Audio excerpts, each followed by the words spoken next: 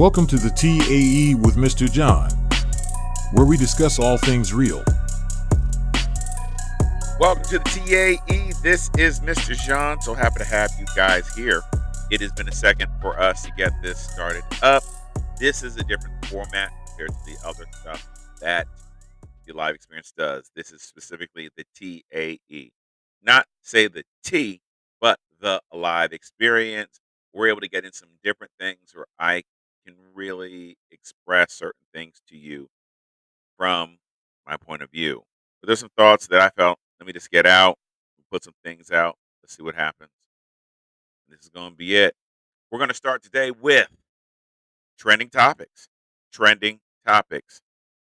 As you guys may be aware, Hawaii. Hawaii is very interesting to me. As you guys may be aware, there are many similarities that we're seeing. People are displaced. There was a sound system, there was a siren that's supposed to go off that didn't happen. The police have been pushing people away to help. Food has been not dispersed to those in Maui the way how many people who live there have thought it should be. There's a lot of questions that are going. And what I'm seeing, it seems to be a similarity like Hurricane Katrina. It hit so fast, so quickly that they seem to not be prepared. Yet everybody's pointing fingers right now. People need help. People are trying to keep their homes. And what really sickens me are the investors that are reaching out to people to quote unquote help them. Yet many people tried to get help in Katrina, never returned. Land was lost. Family generations were lost. But yet somebody profited. In fact, take a listen to this. You guys let me know if this doesn't sound similar to Katrina. So there's a new video that just surfaced from the Maui Emergency Management Agency. And I want everybody to go look at this video. This man right here was asked, "Do you regret not sounding the sirens?" And he said, "I do not." Think about that. So then we take a look at the Hawaii.gov website where it says Hawaii has the largest single integrated outdoor siren warning system for public safety in the world. This all-hazard siren system can be used for tsunamis, hurricanes, dam breaches, floodings, wildfires, and much more. So for some reason, this siren didn't go off when almost all of these are all checked off. Then we can talk about the reports of people not having access to water to put out the fires. A state official refused to release water for West Maui fires until it was too late.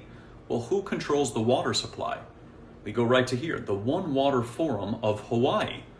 And what's interesting is they had an event called Imagine a Day Without Water.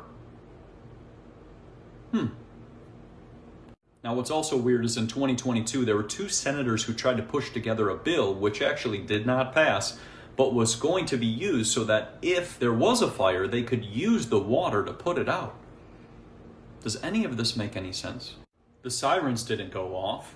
The water was shut off because of this one water system, and you have to ask to use the water to put out a fire? Also, next section we're going to talk about for the ladies. That's right, for the ladies. Ladies, y'all know I do a thing called Mandate that is for men. It is with a ministry out here in Los Angeles. So if you know of men that are just looking for a support group or that supports with other men, it is a private group. Don't videotape. But we do listen. We do speak. We have very, very candid conversations. Happens every 2 weeks. Please follow my social media for the next mandate meeting, because we would love to have that man or men, must be 18 over, that you believe that iron sharpens iron, that could benefit from being a part of this group.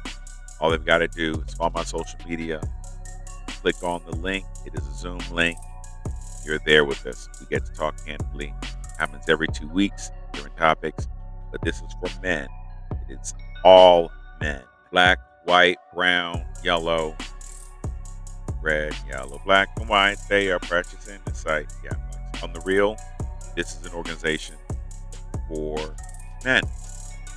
Mandate. How can we be better men? I know, ladies, you've been asking, John, what are you guys going to do for us?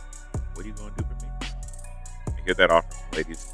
But I have something for you from this pastor as PSA to ladies. She said, I watch you every day. I listen to your words of wisdom. She says, and I love your teaching. But I want you to know I'm angry. I'm angry at where my life is. I've had 3 babies for my boyfriend, and I still see no signs of commitment in him. And I said, well, it's fine to be angry with your boyfriend, but at a certain point, the finger you're pointing at him, you got to point at you. And you got to get angry with yourself, angry enough to make some changes in your choices, angry enough to set a standard, because people can only treat you the way you allow them to treat you. I said, and you have to decide whether you're going to live your life as this person's comfort and convenience or whether you're going to live your life as their commitment. And how do I do that? You got to set the bar. And if a person is not willing to pay what you're worth, you got to walk. Did y'all hear what I said? If a person is not willing to pay what you're worth, you have to walk. You cannot allow yourself to settle for subpar and substandard treatment, because what you're doing is you're conditioning yourself to live a life of misery and a life of pain. Either you're going to be their comfort and convenience or you're going to be their commitment. But you cannot allow anybody to bring your price tag down. And you better understand that it doesn't matter how many babies you have. Babies ain't gonna never make a man love you. A common theme today in dating has become spinning the block.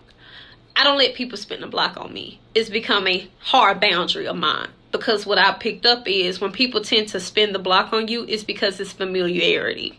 And what that means is even though they've grown and potentially evolved, they haven't let you grow.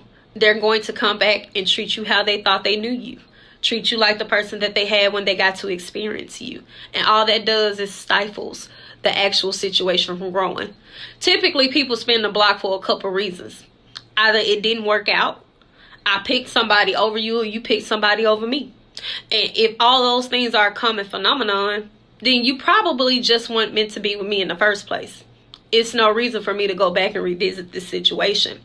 Anytime I give a man an opportunity to get to know me, that's your one chance to make it right. If you really want me, you ain't gonna blow it, or we gonna run its course. And if the situation ran its course, that means there were ample times that we tried to make it work, and it just didn't work because we were not meant to be together. So I don't let men spin the block.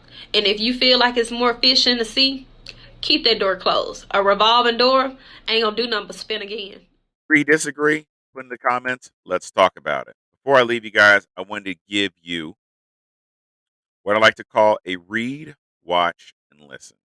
Some of the books and things that I've been reading that I thought would be kind of helpful. Read Cass, The Origin of Our Discontents by Isabel Wilkerson. This acclaimed book is about the race in America, as it has been a bestseller for 90 weeks.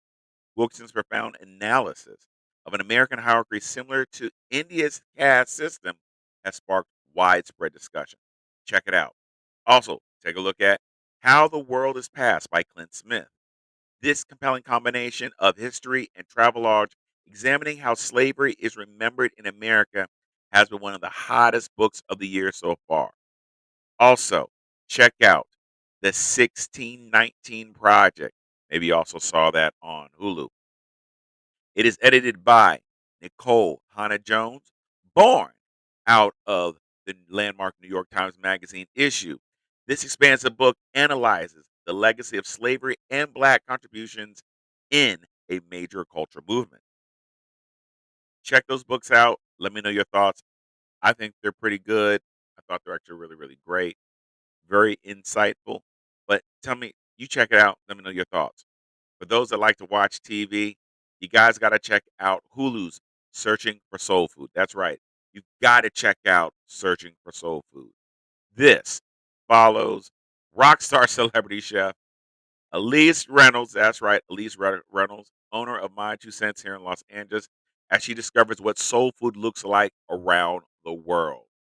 Also, if you like watching some things, check out our podcast, Transparency, What's Your Story? We get in depth with people about their lives in life changing moments that have been able to help people move past certain hindering blocks that you may have had in your life. So check out the podcast Transparency, What's Your Story with Mr. Jean. Also, for those that like to listen to stuff, you got to check out Monday Motivation. That's right. Monday Motivation are 2 minutes each. That's right. 2 minutes each. I know some of y'all got 2 minutes when you wake up, 2 minutes when you're in the shower, or hopefully in the shower a little bit longer. But you got 2 minutes. I promise you those 2 minutes will motivate you. You will not be a waste of your time. You'll feel awesome and you'll feel great when you get done. But check it out. More importantly, I appreciate y'all. I appreciate you. Appreciate you for tuning on in. We're going to be doing more updates weekly. There's some things that you think I need to talk about. Hit me up right here on the TAE. This is the Live Experience, where I will always ask, are you ready? Be alive.